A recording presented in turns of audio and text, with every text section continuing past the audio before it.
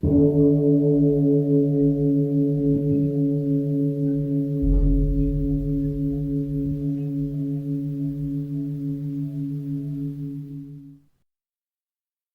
all beings be happy. May all beings be healthy. May all beings be free from harm. May all beings love life. May all beings awaken. Welcome to another Kook Audio podcast. I'm DC Poobah of Kook Audio and Kook Archives. I pray that you and yours are safe and comfortable, free from economic hardship, and able to get out and do whatever it is you want within the limitations of the universal precept of do as little harm as possible. So I'm going to read you another lecture excerpt from Shunryu Suzuki. I'm going back a little on the Instagram. Kook Archives Instagram, brought to you through the hard work of Peter Ford, who is, now I call him the managing director of Kook Archives. I'm more involved in special projects, but, I'm also involved in everything that's happening, almost more like a consultant now in some ways. There's been all this transcription of Shunryu Suzuki lectures. And, I did one and I've worked on some. And then, I've edited I've started editing the audio and different things. But he and Wendy Piercig from Kook Archives and Shundo David Hay from Engaged Wisdom in the San Francisco Zen Center. Engaged Wisdom, is the business that's contracted to digitize like 10,000 tapes that Zen Centers collected, and are focusing, of course, on the Shunryu Suzuki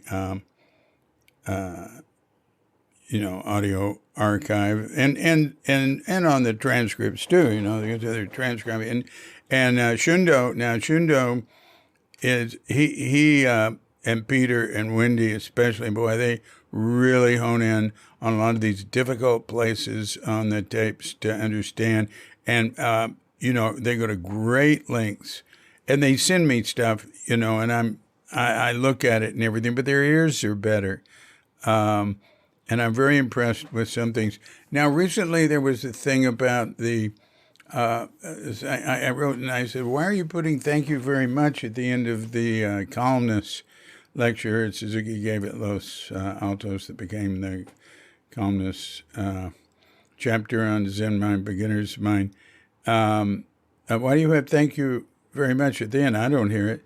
And Peter wrote back and said, Ian Shundo thought they could hear it in some, noise that was at the end, 30 seconds of silence, or a little bit of rustling and stuff at the end of the day where they hadn't turned it off yet. But finally, Shundo said, no, I don't think it's there. So I have on the podcast I made on it, I included that sound, which everything else was fairly clear and understandable. But the thank you very much, I thought it would be sort of imaginary coming out of that. I don't know what sort of sound, it wasn't interference type sound. It was, they're doing things, moving chairs or something. But finally, I think we've decided there was no thank you very much, or there was no audible thank you very much. Now, I think of all Shunryu Suzuki lectures as having thank you very much at the end, but sometimes we can't hear it. But, he just always said that. But maybe that was back in 1965. Maybe it wasn't there.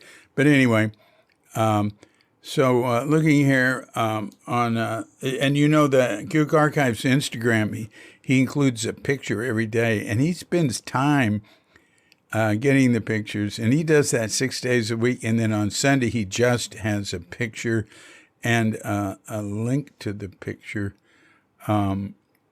Anyways, it's a much better job than what I do. 6 days a week, I put up on Cuke.com's What's New, which is the Cuke blog. The way to get to, just go to Cuke.com and hit What's New. It's Cuke, it's Blogspot, Cuke New or something, but I never get there that way.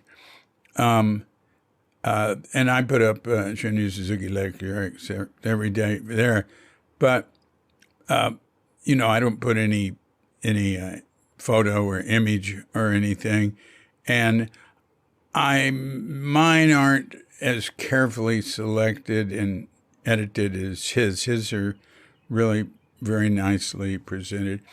So, all right, now here's one, and I think this is a very important, essential teaching of Shunryu Suzuki in Buddhism. He says, there is no special self-nature for anything. I'm going to tell you what. This is from a lecture he gave. Same as yesterday, August 20th, 1967. There is no special nature for anything, and everything is changing. As long as everything is changing, nothing is permanent. So this, and then he says, form is emptiness, may be a more advanced way of life. For all I know, I read this, last week. And if I did, I apologize. But, what does it matter? You hear it again. I hear it again every time I hear. So, how many times have people gone over that in the beginner's mind, the possibilities are many and the experts, there are few? People are going to like 1 million times. And this is so important. There's no special self-nature for anything, and everything is changing. As long as everything is changing, nothing is permanent. So this, he was speaking about form and emptiness, may be a more advanced view of life. So he agrees with the Kanzei that the Prajna Paramita literature is a supreme way to look at things. But there is no right way. This is how I feel. There is no right way, no best way to look at things. There is no teaching that's absolute. There is no way to encapsulate or describe or name what is happening, what we are. We just sort of talk around it, and then you get somebody like Suzuki, who pretty clearly seems to have a deep understanding of it, and you listen to what he says. And he says, all I can do is give a hint. But he anchors everything he says on a traditional Buddhist understanding, a Zen understanding, a Buddhist understanding. And he would say, and the Zen priests I've known, Japanese Zen priests have emphasized they're Buddhists. And they would say, well, we're not really Zen, we're Buddhists, or various things like that. So there's no self-nature for anything, and everything is changing. So the only thing that we can take refuge in is Buddha, Dharma, and Sangha. Phenomena there's nothing there to hang on to. There's no special self-nature, and it's always changing. We can hang on to it for a while. Like, I was watching some flick last night, and the woman, confronts her husband because he's having an affair. And She's like really upset and angry, and she's being very cold with him. And she said, "We're not going to end this marriage. You're going to stop seeing her, and you broke my heart." I thought, well, lady, really, you broke your own heart by being so attached to him, being somebody you could control. And you've obviously gotten sort of cold, and you're not fulfilling his desire to have a loving sexual relationship like that. Now, I'm not saying that he should have done what he did, but anyway, the way I see it is our hearts get broken, and we have these tragedies and terrible things happen in our lives, and that's somewhat unavoidable.